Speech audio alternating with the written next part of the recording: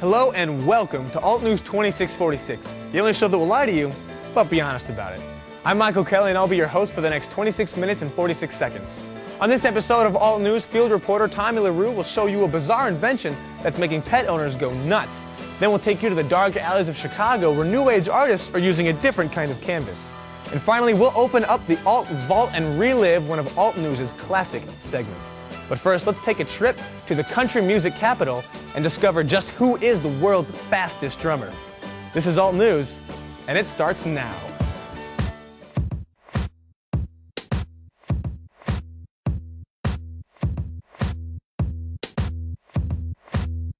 As soon as kids see a drum, they're just drawn to it. It led us in and out of battles and rituals and celebrations. The drummer was going to be up front and took the shot. I was 19 years old and I was in Chicago at McCormick Place and I was attending a trade show. Mr. Deans comes out and he goes, "Hello folks, I'm the world's fastest drummer." And just like yesterday I heard, "Oh yeah, what machine did you use?" And that was the legendary Buddy Rich, the greatest drummer to ever live. And Buddy was standing there with his cigarette and his toupee and his turtleneck. We got the world's fastest drummer, the world's greatest drummer. They're arguing with each other and it was just like conduit. I mean, electricity going through conduit, it just went through my body. What machine? If we had a machine, what a great show. Boo really worked hard on getting this whole movement to where it is now. I mean, he's the force behind it. The WFD came into existence with a good friend of mine, Johnny Rabb. I was introduced kind of on accident because it was sitting out, the first prototype of the Drumometer. He had told me in the past what it did, so I just kind of assumed it was so easy to operate that I just started doing it to see what would happen. Johnny just throws down, and he runs like 860. And he said, "Did you really run above 800? He just keeps going up, just keeps getting faster and faster and faster. So then we really worked together, trying to develop it to try to be the first to pass, 1,000 strokes per minute. This machine that is now has to be the Drumometer is what calculates the score. It's got a piezo trigger, so you've got a surface, a pad or drum head. This trigger either goes on top, and now in modern times we've got them underneath the head. Got a cable that comes out and goes into a box, the Drumometer. And every time you hit the pad or the head, that counts as a stroke. Now, over the years there's been big events for it out in LA, and we are continuing to just get this whole movement going. First time I met Boo, I had no clue who he was. He came up, started talking to me.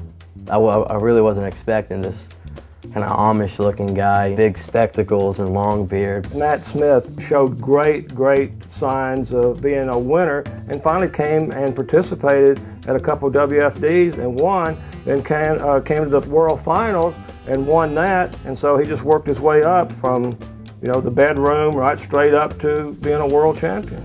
That's what I'm basically known as, Matt Smith, world's fastest drummer. It's a rare opportunity, to be like a world record holder, when you're like 16 or something. It's a good stepping stone, and it really gets a lot of other kids out there interested in like playing fundamentals.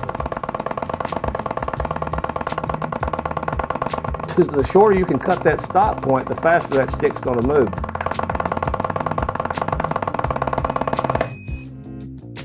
The Drumometer can count anything you play, so if you're buzzing like this, you can get like 8 strokes just by doing that. Single stroke is right, left, because singles is really hard to do for a minute. People are more relaxed when they do a buzz stroke or double strokes. Speed is a result of technique. So a bullet just doesn't suddenly speed through the air. It has to be mechanically and technically propelled by some means. So everyone gets hung up on the art form versus speed, and they miss the fact that all the Drumometer does is going to gauge your technique. I think that right now, to be honest, when it comes to the new world record, these guys are just absolutely blazing with their hands and feet. Like with me and Mangini, I'm always striving to beat his record, his traditional record with 11:26. I've gotten a lot of attention, like on drum forums, a lot of negative media too, and they'll just slam WFD. They'll just say just horrible things about Boo, me, Mangini, saying turning music into a sport and all that. Because that's the main thing about WFD right now is like is it sport or music? People are trying to like categorize it, and of course it's not music. I mean, it's a sport. It's for people to have fun with. Boo's just kept it still grassroots, but it's really grown larger than you can imagine. Sadly, that's all we've got for you tonight. Thanks for stopping by, and remember, stay alternative.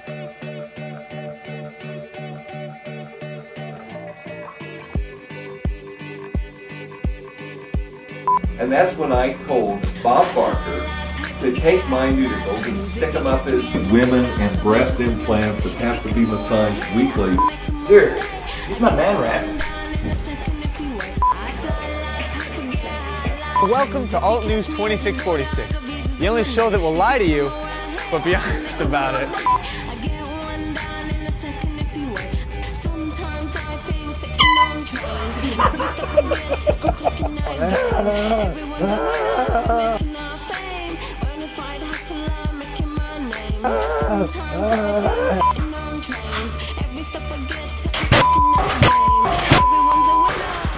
This is AltNews, and it starts now.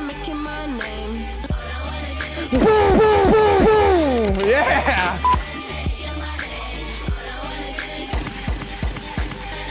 Well, thank you, Mr. Editor. You're working on this. Thank you, thank you, thank you. Sorry he wasn't here.